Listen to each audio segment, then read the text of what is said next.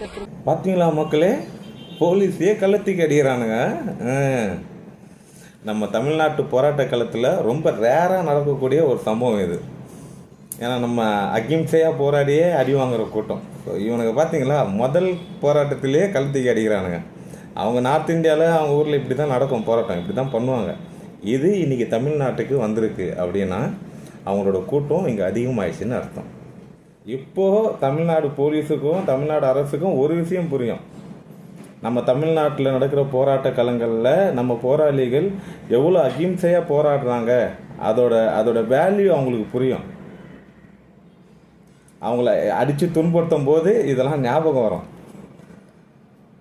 அந்த வகையில் அந்த வடக்கனுக்கு நான் என் சார்பாக ஒரு போராளி சில ஜல்லிக்கட்டு போராட்ட காலங்கள்லாம் இருந்தேன்ற இதில் நான் அவங்களுக்கு ஒரு நன்றியும் சொல்லிக்கிறேன். ஆனால் அவங்களோட இந்த வருகை அப்படி இருக்குல்ல, இந்த வருகை இன்றைக்கி இந்த போலீஸ் தாக்குதலோடு முடிய போகிறதில்ல.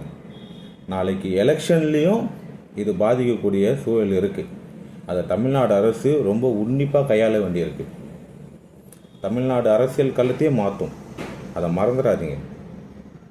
அதே சமயத்தில் அவங்க சைடில் என்ன நியாயம் இருக்குன்றதை நம்ம பார்க்கணும். அங்கே அமர் பிரசாத்ன்ற ஒரு நபர் இறந்துருக்காரு.